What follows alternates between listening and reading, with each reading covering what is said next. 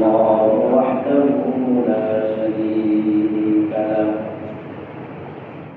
ونشهد أن سيدنا وسندنا وحبيبنا وحبيب ربنا وطبيبنا وطبيب أرواحنا وقلوبنا ومولانا محمد صلى الله تعالى عليه وعلى آله وأصحابه وبارك وسلم. أما بعد فأعوذ بالله من الشيطان الرجيم. ظهر الفساد في البر والبحر بما كسبت أيدي الناس ليذيقهم بعض الذي عملوا لعلهم يرجعون. وقال الله سبحانه وتعالى في آية أخرى: ولنبلونكم بشيء من الخوف والجوع ونقص من الأموال والأنفس والثمرات وبشر الصابرين الذين إذا أصابتهم مصيبة قالوا إنا لله وإنا إليه راجعون. وقال رسول الله صلى الله عليه وسلم: الشهادة سبع سوى القتل في سبيل الله، المبعوث شهيد والغريق شهيد صاحب ذات الجنب شهيد والمذكور شهيد وصاحب الحريق شهيد والذي يموت تحت الحدب شهيد والمرأة تموت بجمع كف شهيد أو كما قال صلى الله عليه وسلم: إن الله وملائكته يصلون على النبي يا أيها الذين آمنوا صلوا عليه وسلموا تسليما. اللهم صل على محمد وعلى آل محمد كما صليت على إبراهيم وعلى آل إبراهيم إنك حميد مجيد. اللهم بارك على محمد وعلى آل محمد كما باركت على إبراهيم وعلى آل إبراهيم إنك حميد مجيد. رب اشرح لي صدري ويسر لي أمري واحلل عقدة من لساني يفقهوا قولي وبك نستعين يا مستعان. الحمدلله ثم الحمدلله। মহান রব্বুল দরবারে অসংখ্য অগণিত শুকরিয়া যে আল্লাহ তাআলা আমাদেরকে আজকে জুমার পবিত্র দিনে আল্লাহ তাআলার হুকুম পালনের জন্য শুরুর সময় আল্লাহ তাআলা মসজিদে একত্রিত হওয়ার তৌফিক দান করেছেন। অন্তরের গভীর থেকে শুকরিয়া আদায় করে বলি আলহামদুলিল্লাহ। আল্লাহ তাআলা যে আমাদেরকে আজ পর্যন্ত সুস্থ রেখেছেন, আজ পর্যন্ত হায়াতে রেখেছেন, বিপদ আপদ থেকে মুক্ত রেখেছেন, আমরা যে সহি সালামতে মসজিদে আসতে পেরেছি, এটা কার দয়ায় আসতে পেরেছি? পৃথিবীর মধ্যে বিপদ আপদ, অ্যাক্সিডেন্ট, দুর্ঘটনা, ট্র্যাজেডি কত ধরনের হচ্ছে। কোনো মানুষ একটা মুহূর্তের জন্য নিরাপত্তা বোধ করতে পারে না। কখন কিভাবে কোন জায়গায় বিপদ এসে যায় আসার 1 সেকেন্ড আগেও কেউ কল্পনা করতে পারে। আমরা এই সপ্তাহের মধ্যে গত কয়েকদিন আগে উত্তরায় মাইলস্টোন স্কুল অ্যান্ড কলেজের যে ঘটনা, আর কিছু সময় পরে ছেলেগুলোর ছুটি হবে, বাসায় চলে যাবে, অভিভাবকরা গেটের বাহিরে অপেক্ষমান, শিক্ষকরা ক্লাস শেষ করে ফেলেছে, এখন ছুটির সময়। কারো কল্পনায়ও ছিল, কারো চিন্তায়ও আসে নাই যে এই মুহূর্তে এত বড় একটা ট্রাজেডি, এত বড় একটা দুর্ঘটনা, এত ভয়ঙ্করতম, এত ভয়াবহ, এত হৃদয় বিদারক একটা ঘটনা অপেক্ষমান, সারা দেশকে যেটা নাড়িয়ে ফেলবে, সারা পৃথিবীকে যেটা নাড়া দেবে, কেউ কল্পনা করতে পেরেছে?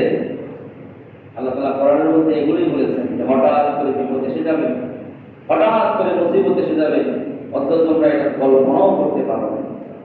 এখানে সব সময় আল্লাহ তাআলার পূর্ণাঙ্গ বান্দা হিসেবে প্রস্তুত থাকা, যখনই আমার আল্লাহর কাছে যাওয়া হয় তখন যেন আমি আল্লাহর প্রিয় অবস্থায় যেতে পারি। ইয়া আইয়ুহাল্লাযীনা আমানুত্তাকুল্লাহ হাক্কা তুকাতিহি ওয়া লা তামুতুন্না ইল্লা ওয়া আনতুম মুসলিমুন। আল্লাহ বলেন, হে আমার মুমিন বান্দারা, তোমরা আমি আল্লাহকে ভয় করো হাক্কা তুকাতিহি, যেমন ভয় করা দরকার, আমি আল্লাহকে যেমন মানা দরকার, যেমন ভয় করা দরকার, যেমন ভয় করো।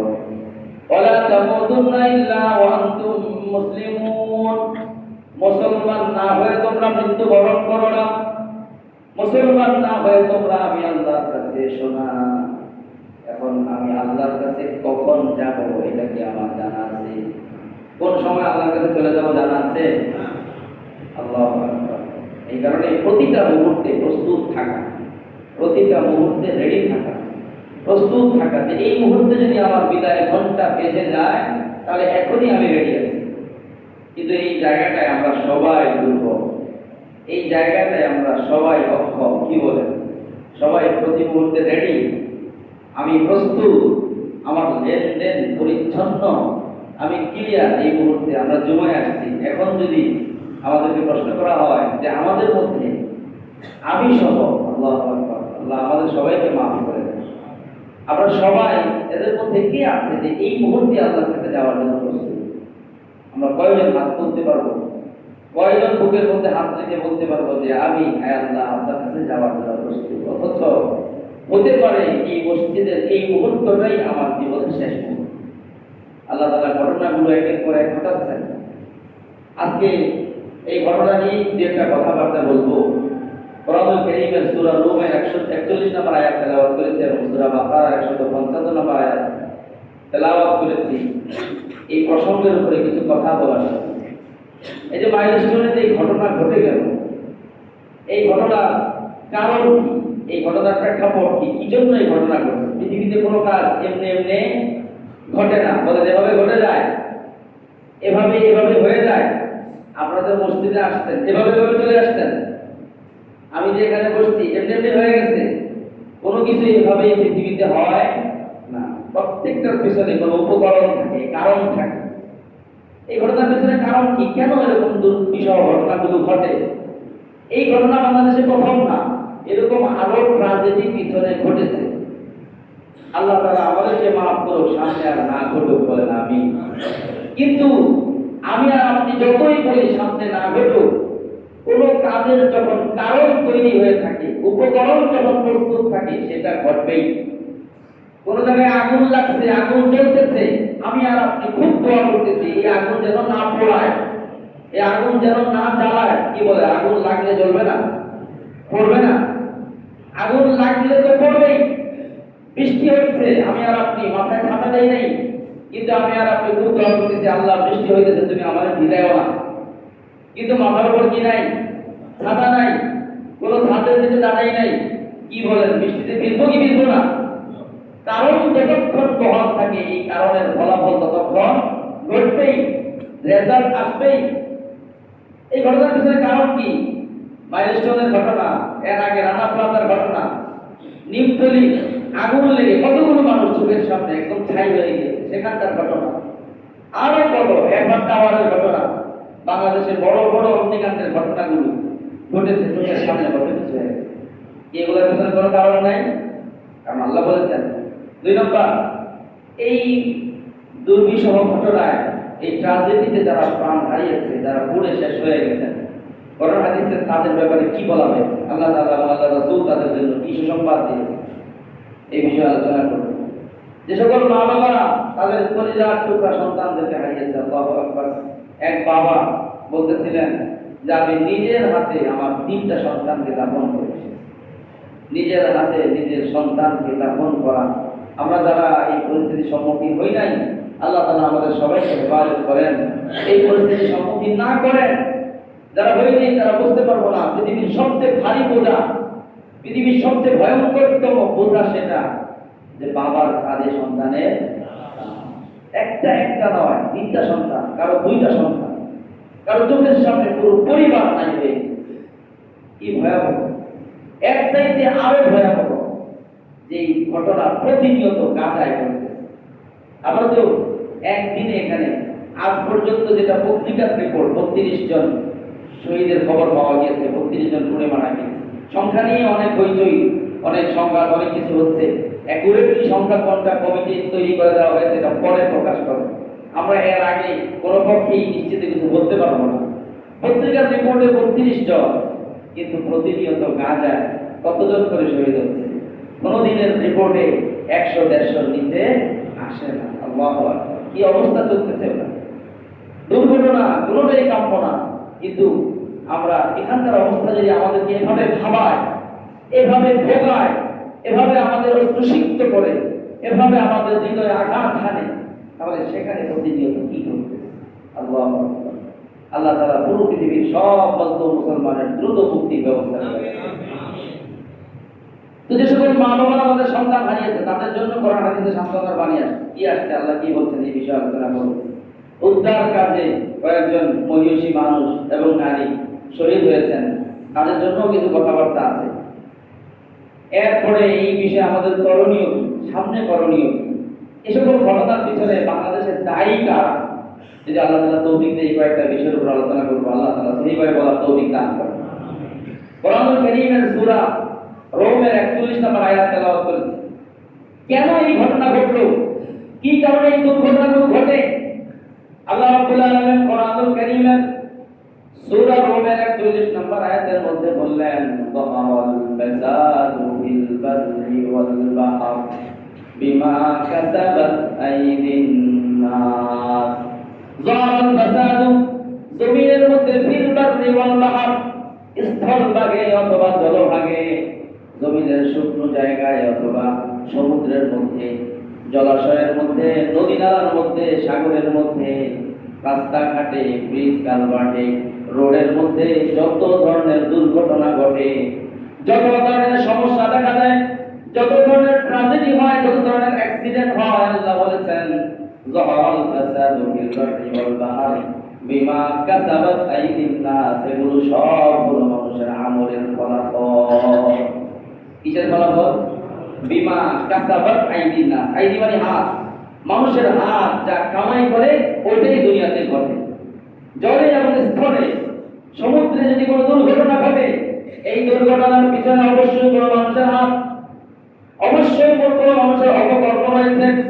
রাস্তাঘাটে যদি কোনো বাস অ্যাক্সিডেন্ট ঘটে, কোনো ট্রাকে যদি সংঘর্ষ হয়, প্রতিদিন বাস দুর্ঘটনা হয় কিনা বলেন? আল্লাহ বলেন ফাসাদ শব্দের তাফসীরের মধ্যে, ফাসাদ শব্দের তাফসীর করা হয়েছে দুনিয়াতে যত ধরনের ক্ষয় ক্ষতি, বিপদ আপদ, মুসিবত, যত ধরনের অ্যাক্সিডেন্ট, দুর্ঘটনা, যত ধরনের মানুষের অসুবিধা আছে, এই সব কিছু হয় বিমা কাসাবাত আইদিন নাস, মানুষের হাতের কাজ, মানুষের। তাহলে মাইলস্টোন ট্র্যাজেডি যেটা ঘটলো, এটা দুনিয়ার একটা অসুবিধা কিনা বলেন? অ্যাক্সিডেন্ট কিনা? স্থল ভাগে একটা অ্যাক্সিডেন্ট, স্থল ভাগে, স্থল এবং আকাশ পথ দুইটা মিলিয়ে রয়েছে। এই অ্যাক্সিডেন্ট, এটার পেছনে কারণ কি? বিমা কাসাবাত আইদিন নাস, মানুষের হাতের কামাই। মানুষের হাতের কামাই কি জিনিস? মানুষ দুনিয়াতে যতগুলো অপকর্ম করে, যতগুলো অপরাধ করে, যতগুলো অন্যায় করে, সবগুলো অন্যায় আল্লাহর পক্ষ থেকে একটা একটা মুসিবত হিসেবে নেমে আসে। দুনিয়ার যেখানেই কোনো অন্যায় হয়, অপরাধ হয়, কোনো একটা অপরাধ এভাবেই শেষ হয়ে যায় না, ওই অপরাধ অবশ্যই পৃথিবীর জন্য কোনো বিপর্যয় হিসেবে নেমে আসে।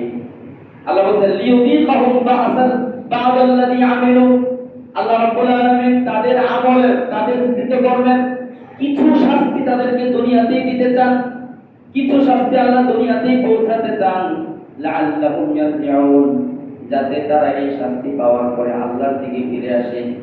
যদিও এই ঘটনায় নির্দিষ্ট কিছু মানুষের বাচ্চা শহীদ হয়েছে, বলেন ক্ষতিটা কি পুরো রাষ্ট্রের হয়েছে না?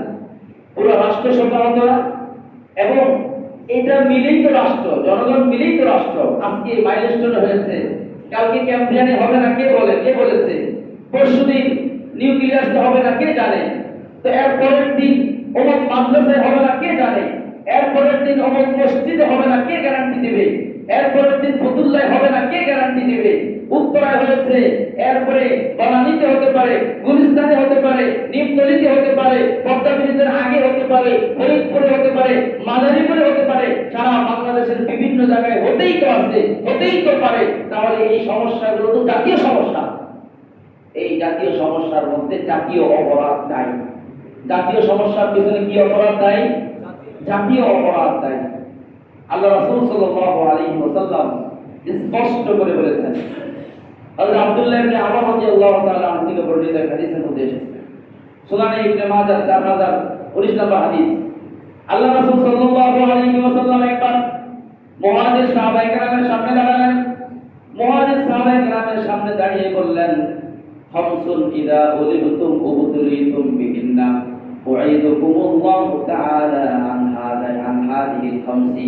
ও আমার মুহাজির সাহাবারা, আমি পাঁচটা পরিস্থিতি, পাঁচটা গুনাহের কারণে পাঁচ ধরনের পরিস্থিতি আসবে, এগুলো থেকে আমি তোমাদেরকে আল্লাহর পানার মধ্যে দিতেছি, এগুলো থেকে আমি পানা চাই, এগুলোর মধ্যে যেন তোমরা না পড়ো।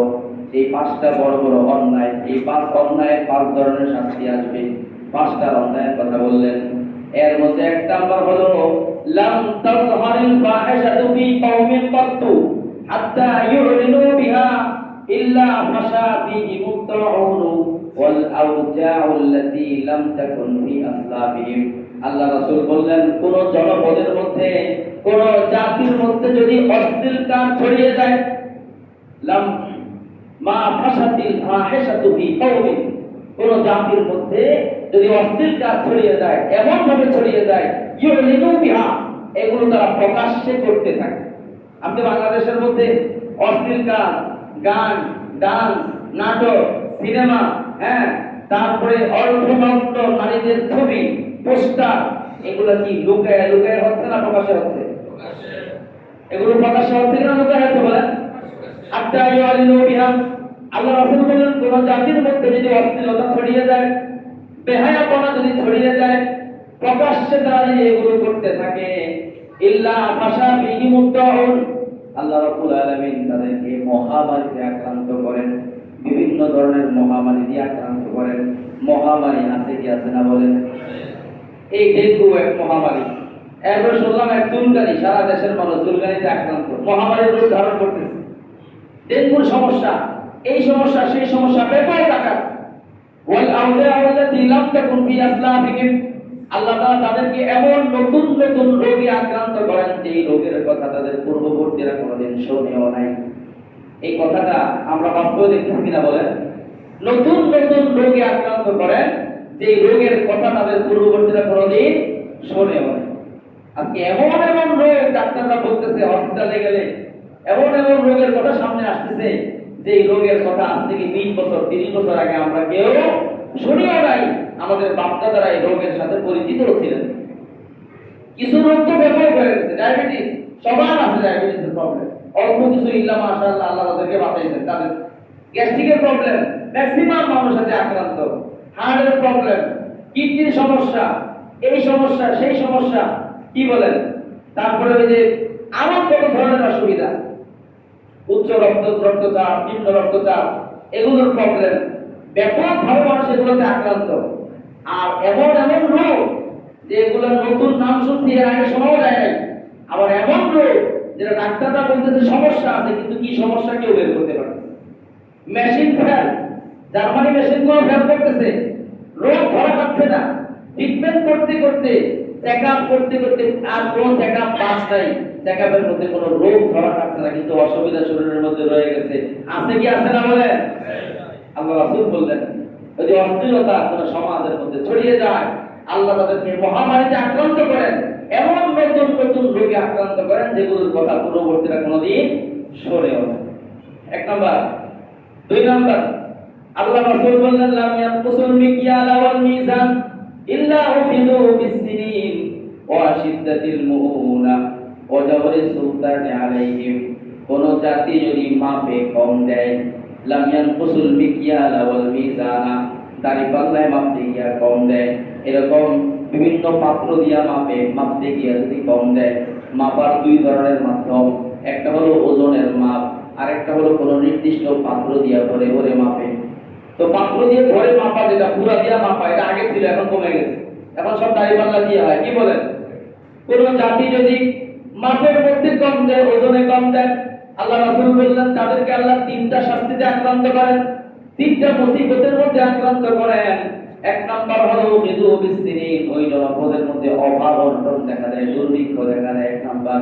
দুই নাম্বার শিদ্দাতিল মুউনা, ওই জনপদের মানুষের দ্রব্য মূল্যের ঊর্ধ্ব গতিতে আক্রান্ত করে। জিনিসপত্রের দাম বাড়ে না কমে?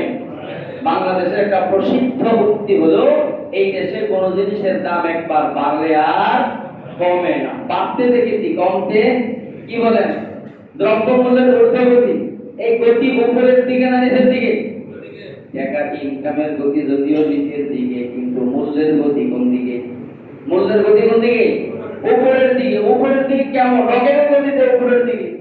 আল্লাহ রাসূল বললেন, সিদ্ধাতিল মুউনা, কোন জাতি যদি মাপে কম দেয়, মাপে কম দেওয়ার সমস্যা আছে না নাই? এখন আল্লাহ রাসূল তিন ধরনের শাস্তি দেওয়া হবে। এক নাম্বার, দুর্ভিক্ষে আক্রান্ত হবে। দুই নাম্বার, আল্লাহ তাআলা তাদের সব জিনিসের মূল্য বাড়ায় দিবেন, দ্রব্য মূল্যের ঊর্ধ্বগতিতে আক্রান্ত করবেন। তিন নাম্বার হলো জাওরুস সুলতানি আলাইহিম, তাদের শাসক তাদের উপরে জুলুম করতে থাকবে, তাদের শাসক তাদের উপরে কি থাকবে? জুলুম করতে থাকবে।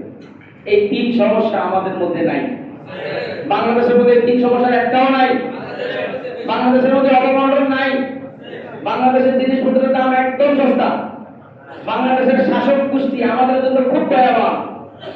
17 বছর এক শক্তি চালাইছে। কয় বছর? 16 বছর, 17 বছর এমন কোন জুলুম নেই যেটা আমাদের উপরে করা হয় নাই। 17 বছরের ওই শক্তির জুলুম থেকে, ওই স্বৈরাচারের জুলুম থেকে মুক্তি পাওয়ার পরে মনে করছিলাম মনে হয় আসমান থেকে রহমত নেমে আসছে। কি কর? চাচা মিয়া যখন বসছিল, কি মনে করছিলাম? চাচা মিয়া আসমান থেকে রহমত নেমে আসছে, কিন্তু একটা বছর পার হলো না। চাচা মিয়ার কাছে বাংলাদেশের জনগণের যে আবেদন ছিল, হৃদয়ের যে আবদার ছিল, একটাও পূরণ হয় নাই।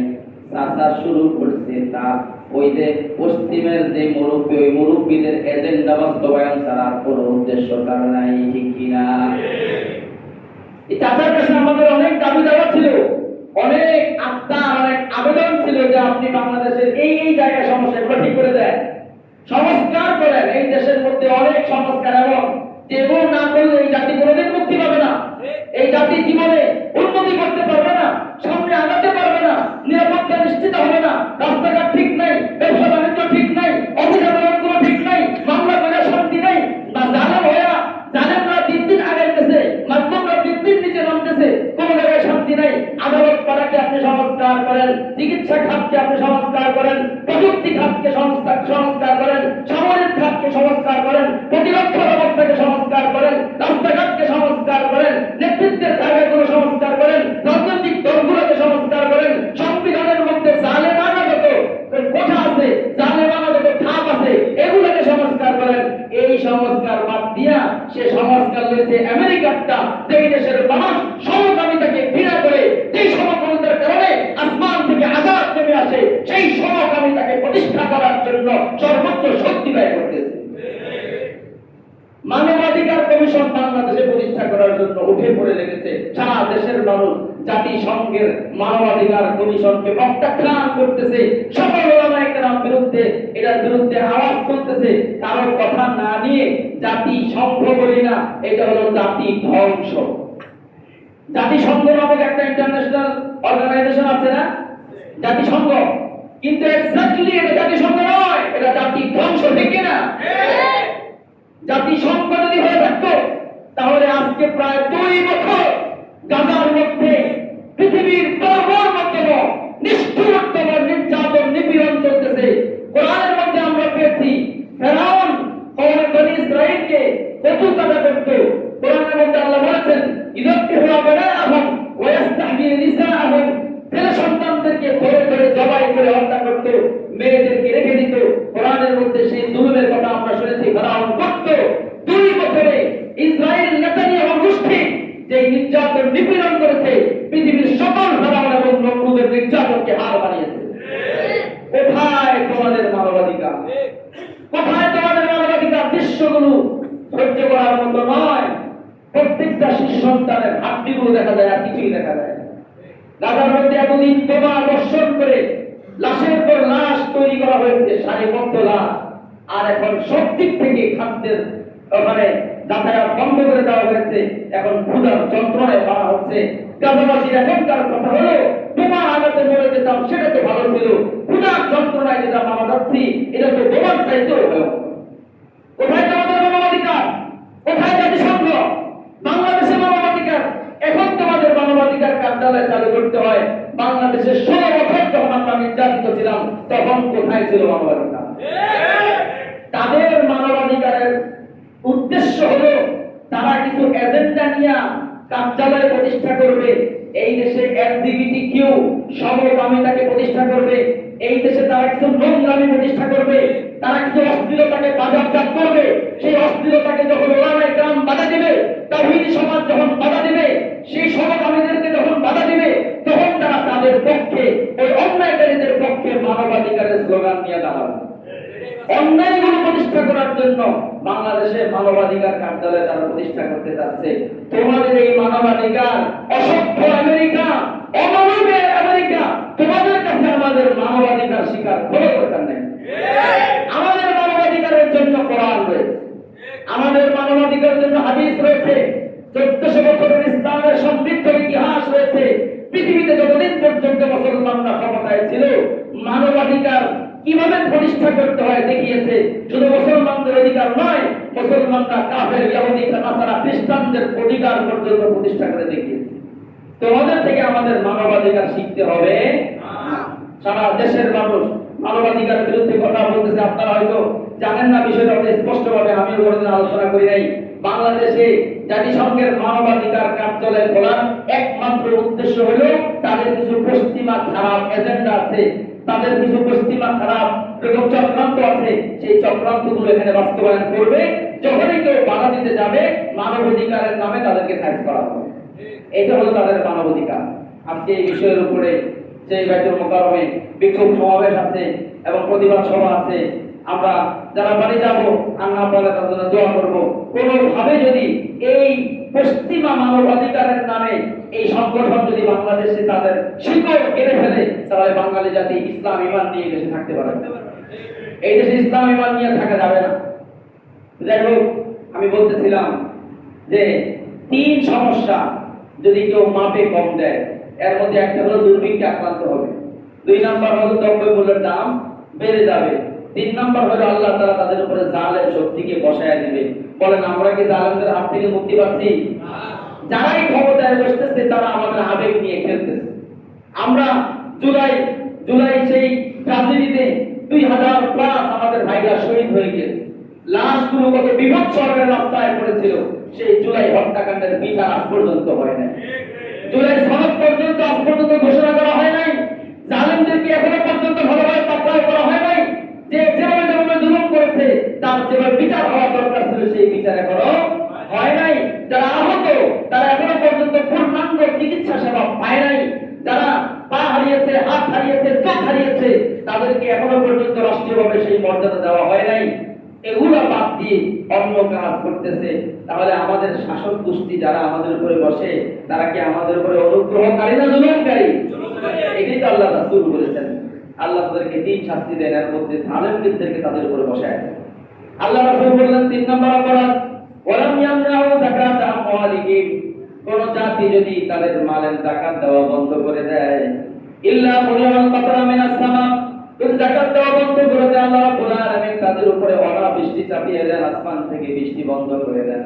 লাউলাল বাহারিমু লাম ইউমতারু, যদি জমিনের মধ্যে যদি জমিনের মধ্যে পানি না থাকতো, জমিনের মধ্যে যদি পশু পাখি না থাকতো, আল্লাহ আসমান থেকে একটা ফোঁটাও বৃষ্টি বর্ষণ করতেন না। বলেন যাকাত ঠিকমতো দেওয়া হয়? ঠিকমতো দেওয়া হয়? তা আপনারা মনে মনে করবেন হুজুর যাকাত তো দেয় না, এরপরে তো বৃষ্টি হয়, তাহলে বোঝা গেল ঠিক না। আল্লাহ রাসূল বলেছেন আরে এই বৃষ্টি তোদের জন্য হয় না। লাউলাল বাহারিমু ফিল আরদি, জমিনের মধ্যে যদি হায়াওয়ান জানোয়ার না থাকতো, চতুষ্পদ জন্তুরা যদি না থাকতো, জীব জানোয়ার যদি না থাকতো, তাহলে বৃষ্টি হতো না। এই জমিনের মধ্যে বৃষ্টি হয় কারণ যাকাত আমরা দেই নাই, গরুর তো কোনো দোষ নাই। কি বলেন, গরু কি যাকাত দেওয়া বন্ধ করেছে? গরুর মধ্যে তো যাকাতই নাই। এই জমিনের মধ্যে গরু আছে, ছাগল আছে, বাছুর আছে, কুকুর বিড়াল আছে, তাদের বৃষ্টির পানি দরকার।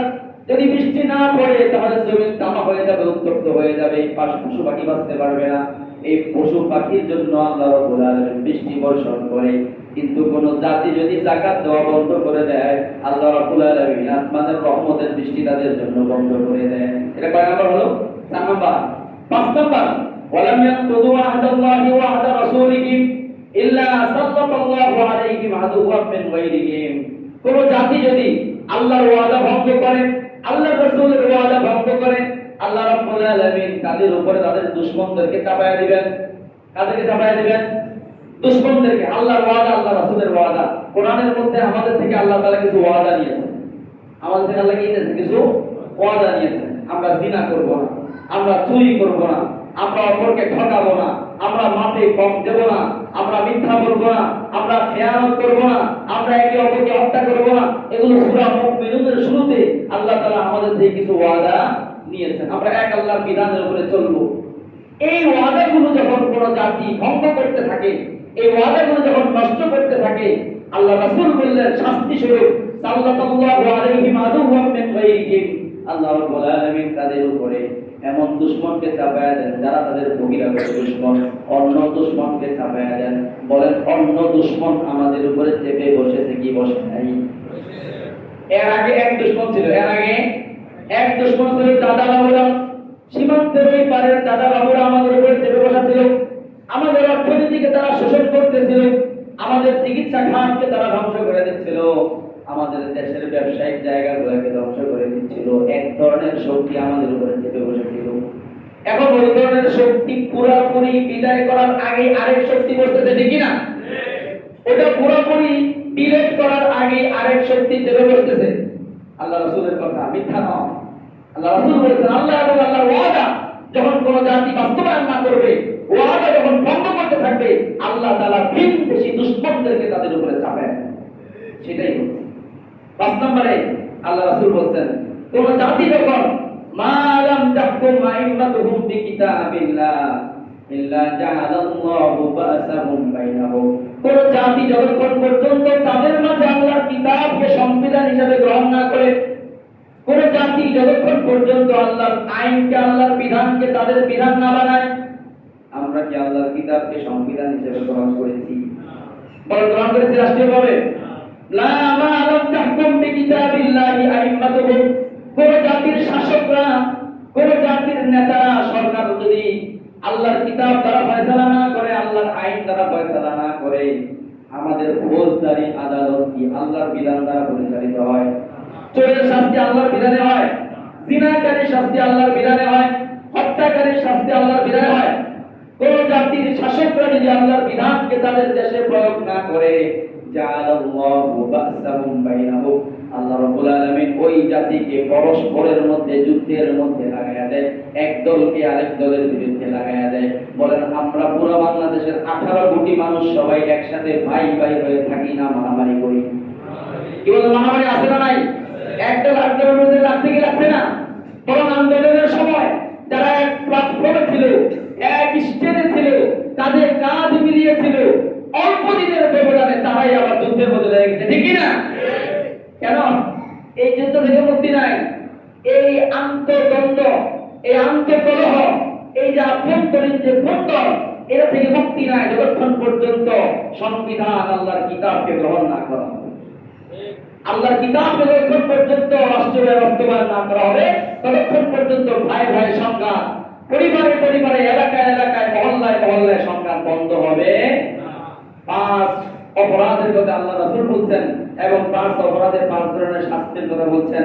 যতক্ষণ পর্যন্ত দেশের মধ্যে কোন জাতির মধ্যে এই সমস্যাগুলো থাকবে এই শাস্তিগুলো আল্লাহর পক্ষ থেকে আসতেই থাকবে। তাহলে এই যে যত ধরনের দুর্ঘটনা, বিপদ আপদ যা কিছু হচ্ছে এর পিছনে কারণ কি? আমাদের অপরাধ।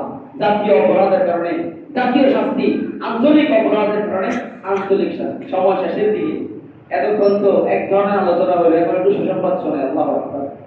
কতগুলো মানুষ শহীদ হয়েছে? 32 জন। 32 জনের কথা শুনতেছি, পত্রিকা আসতেছে। এরপরে দিন যত যাচ্ছে লাশের সংখ্যা বাড়তেছে। আরো কত মরত হয়তো এখনো উদ্ধারই করা যায়নি। এখনো পর্যন্ত এই মাইলস্টোন এরিয়াটাকে এরকম সকলের জন্য উন্মুক্ত ঘোষণা করা হয়নি। এখনো উদ্ধার কাজ নাকি চলতেছে। লাশের সংখ্যা কত এগিয়ে দাঁড়ায় আল্লাহ জানে। এখন যারা মারা গেল তাদের ব্যাপারে কোরআন হাদিসে কি বলা হয়েছে? আল্লাহু আকবার। আল্লাহ রাসূল বলেছেন একজন শহীদ যদি শাহাদাত বরণ করে, একজন শহীদকে আল্লাহর পক্ষ থেকে 6টা পুরস্কার দেওয়া হয়। কয়টা পুরস্কার? এক নম্বর পুরস্কার, সবগুলো বলার সুযোগ নেই। এক নম্বর পুরস্কার লিশাহিদি ইনদাল্লাহি সিদ্দু খিসালিন, শহীদের জন্য আল্লাহর কাছে রয়েছে 6টি পুরস্কার। 6 পুরস্কারের মধ্যে এক নম্বর হলো যুগফারু লাহু বিআওয়ালি কাতরাতিন মিন দামিহি, শহীদের শরীর থেকে এক ফোঁটা রক্ত জমিনে পড়ার আগে আগে আল্লাহ রাব্বুল আলামিন তার জীবনের সব গুনাহ মাফ করে দেন। এরকম আরো 5টা বড় বড় পুরস্কার, সুযোগ নাই, পরে পরে শোনাবো। আরো 5টা বড় পুরস্কার রয়েছে। এখন এই হলো শহীদ। শহীদের মর্যাদা জান্নাতের মধ্যে শহীদের মর্যাদা হলো 3 নম্বরে। কয় নম্বরে? 4টা মর্যাদার স্তর আছে জান্নাতে। 1 নম্বর আম্বিয়াদের জন্য, নবীদের জন্য। 2 নম্বর সিদ্দিকীনদের জন্য। 3 নম্বর শহীদদের জন্য। 4 নম্বর সালেহীনদের জন্য। শহীদ কয় নম্বরে? 3 নম্বর স্তর পাবে। হ্যাঁ, তারা হলো ওই যে বলে না রাষ্ট্রীয় যে পজিশন, হ্যাঁ না, লেভেল আছে না, class A B C D, তো ওরা হলো ক্লাস C। শহীদরা জান্নাতের মধ্যে তাদের প্রমোশন হবে ওই লেভেল। এই হলো শহীদ। এখন সাহাবায়ে কেরামের সবাই শহীদের শাহাদাতের তামান্না রাখে। শাহাদাতের তামান্না লালন করা এটা ঈমানের অংশ। কিসের অংশ? কোন মুসলমান ততক্ষণ পর্যন্ত পূর্ণাঙ্গ মুমিন হতে পারবে না ততক্ষণ পর্যন্ত তার অন্তরের মধ্যে শাহাদাতের তামান্না না আছে। আপনাদের হৃদয়ের মধ্যে তামান্না, শাহাদাতের তামান্না কেন রাখতে হবে পরে আলোচনা করবো ইনশাআল্লাহ। তো সাহাবায়ে কেরামের সবার হৃদয়ের মধ্যে শাহাদাতের তামান্না। আল্লাহ রাসূল সাল্লাল্লাহু আলাইহি ওয়াসাল্লাম সাহাবায়ে কেরামকে জিজ্ঞাসা করলেন, মা তাউদ্দুনা শাহীদা ফীকুম, ও আমার সাহাবারা তোমরা শহীদ বলতে কাকে কাকে শহীদ মনে করো? কয়জনকে তোমরা শহীদ মনে করো? সাহাবায়ে কেরাম জবাব দিলেন, নাউদ্দু শাহীদা ফী সাবিলিল্লাহ মান কুতিলা ফী সাবিলিল্লাহ, শহীদ বলতে আমরা জানি একজন, যে আল্লাহর রাস্তায় যুদ্ধ করতে গিয়ে শহীদ হয় কাফেরদের মোকাবেলায়। কয়জন হলো? একজন। আল্লাহর রাস্তায় যুদ্ধের ময়দানে যে শহীদ হয় তাকে আমরা শহীদ মনে করি। আল্লাহ রাসূল বললেন, ইদান শুহাদা উম্মতি লাকালিল, যদি শুধু এরকমই হয় তাহলে আমার উম্মতের শহীদের সংখ্যা তো অনেক কমে যাবে। সবাই তো যুদ্ধের ময়দানে শহীদ হতে পারবে না। আমি চাই কিয়ামতের ময়দানে আমার উম্মতের শহীদদের লিস্টটা অনেক লম্বা হোক। সুবহানাল্লাহ। আমি চাই আমার উম্মতের শহীদদের লিস্টটা অনেক বড় হোক। কি বলেন? সেই লিস্টে আপনারা ঢুকে যান। আল্লাহ আমাদেরকে কবুল করুন। আমি চাই আমার উম্মতের শহীদদের লিস্ট লম্বা হোক। আল্লাহ রাসূল বললেন, আশ-শাহাদাতু সাব'উন সাওয়া কাতলিন ফী সাবিলিল্লাহ, আল্লাহর রাস্তায় কাফেরদের মোকাবেলায় মৃত্যুবরণ করা ছাড়াও আরো 7 ধরনের শহীদ আছে। কয় ধরনের? 7 ধরনের শহীদ আছে। এরপরে একজন একজন করে আল্লাহ রাসূল বললেন, আল মাদউনু শাহীদুন, আল গরীকু শাহীদুন, সাহিবু যাতিল জামবি শাহীদুন, আল মাগতুনু শাহীদুন, সাহিবুল হানিফ শাহীদুন, ওয়াল্লাযী ইয়ামুতু তাহতাল হাদমি শাহীদুন, ওয়াল মারআতু তামুতু বিজুমঈ কাফিন শাহীদুন। আল্লাহ রাসূল বললেন, কেউ যদি পেটের পীড়ায় আক্রান্ত হয়ে মারা যায় সেও শহীদ। সুবহানাল্লাহ। পেটের পীড়ায় ডায়রিয়া হয় কিনা, কলেরা হয় কিনা, অনেক কষ্টদায়ক মৃত্যু। পেটের পীড়ায় আক্রান্ত হয়ে যদি কেউ মারা যায় সে শহীদ। আল্লাহ রাসূল বললেন, 2 নম্বরে কেউ যদি মহামারীতে আক্রান্ত হয়ে মারা যায়, করোনা মহামারী হয়েছিল আর বহু ধরনের মহামারী আসে, মহামারীতে আক্রান্ত হয়ে যদি কেউ মারা যায় সেও শহীদ। আল্লাহ রাসূল বললেন, সমুদ্রের মধ্যে, নদীতে, লঞ্চ ডুবি, জাহাজ ডুবিতে যদি কেউ পানিতে ডুবে মারা যায় সেও শহীদ। সুবহানাল্লাহ। যদি পানিতে ডুবে মারা যায় অনেক যন্ত্রণাদায়ক মৃত্যু। আল্লাহ তাআলা তাকেও শাহাদাতের মর্যাদা দান করবেন। 4 নম্বরে কেউ যদি সাহেবুল দাতির জাম পক্ষাঘাতগ্রস্ত প্যারালাইজড হয়ে যদি মৃত্যুবরণ করে, আল্লাহ তাআলা তাকেও শাহাদাতের মর্যাদা দান করবেন। সুবহানাল্লাহ। 4 নম্বর আল্লাহ রাসূল বললেন সাহিবুল হারিকে শহীদুন, কেউ যদি আগুনে পুড়ে মারা যায় আল্লাহ তাকেও শাহাদাতের মাকাম দান করবেন। 32 জন মানুষ এর মধ্যে আছে না নাই? এই 7 শ্রেণীর মধ্যে আছে কিনা বলেন?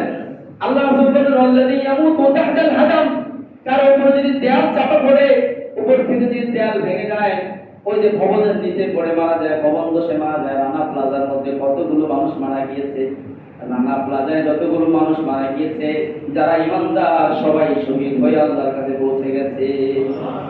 দেয়াল চাপা পড়ে যদি কেউ মারা যায়, এর মধ্যে গাড়ি অ্যাক্সিডেন্টে চাপা পড়ে যদি কেউ মারা যায়, সেও শহীদ। গাড়ি অ্যাক্সিডেন্টে চাপা পড়ে মারা গেলে সেও শহীদ। আল্লাহ রাসূল বললেন এমন কি ওয়াল মারআতু তামুতু বিজুকাই কাফিন, যেই নারী সন্তান প্রসবের সময় প্রসব বেদনার যন্ত্রণায় যেই নারী মারা যায় তাকেও আল্লাহ শাহাদাতের মর্যাদা দান করবেন। তাহলে এই 32 জন মানুষের জন্য আল্লাহর পক্ষ থেকে, আল্লাহ রাসূলের পক্ষ থেকে সুসংবাদ শোনানো হলো, এই 32 জন মানুষের যাদের যাদের ঈমান আছে সবাই শাহাদাতের মর্যাদা পেয়ে।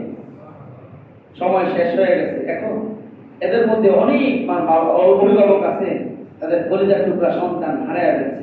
তাদের জন্য একটা হাদিস বলে আমি শেষ করে দিচ্ছি, সময় শেষ হয়ে গেছে। আল্লাহু আকবার। আল্লাহ রাসূল সাল্লাল্লাহু আলাইহি ওয়াসাল্লাম কোরআনের মধ্যে, হাদিসের মধ্যে এমন কোনো অবসর, এমন কোনো বিষয় নাই যেটার ব্যাপারে আল্লাহ রাসূল ব্যাখ্যা দিয়ে যান নাই, সমাধান দিয়ে যান নাই।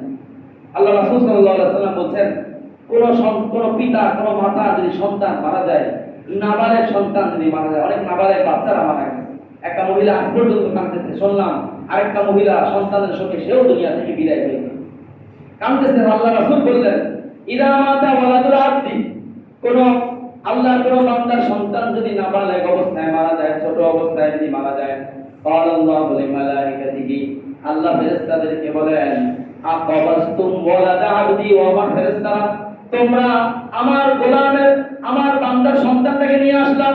নিয়ে আসতে কার হুকুমে? আল্লাহর হুকুমে। কিন্তু আল্লাহ জিজ্ঞাসা করে তার সন্তানটাকে তোমরা নিয়ে আসলাম, নিয়ে আসতে পারলাম? বলে আল্লাহ আমরা নিয়ে আসছি। আকাবাসতুম ফিলদাতা সামারাতা বুয়াদিহি, তোমরা আমার বান্দার কলিজার টুকরাটাকে নিয়ে আসলাম। সুবহানাল্লাহ। আল্লাহ কিভাবে বলতেছেন কলিজার টুকরা? আমরা যে শব্দে বলি সামারাতা ফুয়াদ, ফুয়াদ মানে কলিজা, তোমরা আমার বান্দার কলিজার টুকরাটাকে নিয়ে আসতে পারলাম? ফেরেশতারা জবাব দেয় নাম ইয়া রব, আল্লাহ আমরা দুনিয়া থেকে আপনার হুকুমে। আল্লাহ জিজ্ঞাসা করে মাযা ক্বালা আবদি, আমার বান্দা তার সন্তানটা হারানোর পরে আমার ব্যাপারে কি বলেছে? ফেরেশতারা জবাব দেয় ক্বালা ইন্না লিল্লাহি সাবরা ওয়া ওয়াস্তারজা, আপনার বান্দা ধৈর্য ধারণ করেছে। ওয়াস্তারজা, ওয়াস্তারজা মানে সে ইন্না লিল্লাহ পড়েছে। কি পড়েছে? কোন মুসিবত আসলে কি করতে হয়? ইন্না লিল্লাহি ওয়া ইন্না ইলাইহি রাজিউন। এই দোয়াটা একটু ব্যাখ্যা করা দরকার, পরে কোনো দোয়া করব। এই দোয়া কি অর্থ? এটা অনেক ভারী দোয়া, অনেক বাবার্থমূলক দোয়া। তো সে সবর করেছে এবং এই দোয়াটা পড়েছে। আল্লাহ রাব্বুল আলামিন ফেরেশতাদেরকে বলেন আমার ফেরেশতারা কলিজার ধনকে হারিয়ে, কলিজার টুকরাটা হারিয়ে যে আমার গোলাম তো সবর করলো, তোমরা ওই গোলামের জন্য উবনু লাহু বাইতান ফিল জান্নাহ ওয়া সাম্মুহু বাইতাল হামদে, আমার ওই বান্দার জন্য সঙ্গে সঙ্গে জান্নাতে একটা ভবন তৈরি করে দাও, আর ওই ভবনের নাম দিয়ে দাও বাইতুল হামদ। ভবনের নাম কি? বাইতুল হামদ, প্রশংসার ভবন, প্রশংসার ঘর, একটা ভবন বানায়। তো যারা সন্তান হারিয়েছে তাদের জন্য আল্লাহ তাআলা ব্যবস্থা রাখছেন। আরেক চমৎকার হাদিস আছে, পরবর্তী কোন জুমায় শোনাবো। আল্লাহু আকবার। এক সাহাবী এসে আল্লাহ রাসূলকে বলেছে ইয়া রাসূলুল্লাহ, আমার কলিজার টুকরা সন্তানটা হারিয়ে গেছে। কোন বর্ণনায় পাওয়া যায় যখনই আল্লাহ রাসূলের দরবারে আসতো ছোট বাচ্চাটাকে নিয়ে আসতো। অনেক বাবার আছে ছোট বাচ্চা মসজিদে নিয়ে আসে, তো আল্লাহ রাসূলের দরবারে আসতো এই সাহাবী বাচ্চাটাকে নিয়ে আসতো। তো আল্লাহ রাসূল এই বাচ্চাটা দেখলেই সঙ্গে সঙ্গে তারে এটা কোলে বসাইতেন, চুমা খাইতেন, আদর করতেন। অনেকদিন ওই লোকটাকে দেখা যায় না, আসতেছে না। পরে আল্লাহ রাসূল সাহাবাকে জিজ্ঞাসা করলেন কি ওই লোকটারে দেখি না, তার বাচ্চাটাও আসে না, আদর করতে পারি না। লোকেরা বলল হুজুর তার সন্তানটাকে আল্লাহ উঠে আনিছেন, সন্তানের শোকে সে মসজিদে আসতেছে না। আল্লাহ রাসূল বললেন তাকে আমার সাথে সাক্ষাৎ করতে বলো। ওই সাহাবী যখন আল্লাহ রাসূলের সাথে সাক্ষাৎ করে আল্লাহ রাসূল বললেন তোমার সামনে অপশন দুইটা, একটা হলো তুমি অস্থির হবা, কান্নাকাটি করবা, আরেকটা হলো সবর করবা। যদি সবর করো আল্লাহ তাআলা তোমাকে একটা পুরস্কার দিবেন। বলবো সাহাবী বলেন ইয়া রাসূলুল্লাহ, আল্লাহ রাসূল বললেন লা তাদখুলু আলা বাবিন মিন আবওয়াবিল জান্নাহ ইল্লা তাজিদু ওয়ালাদাকা ইয়ান্তাযিরুকা। তুমি যখন কিয়ামতের ময়দানে উঠবে, এরপর যখন জান্নাতের দিকে যাবে, দেখবে জান্নাতের দরজার মধ্যে তোমার সন্তান অপেক্ষমান আছে, সে তোমার হাত ধরে বাবা আর সন্তান একসাথে জান্নাতের দিকে যাবে।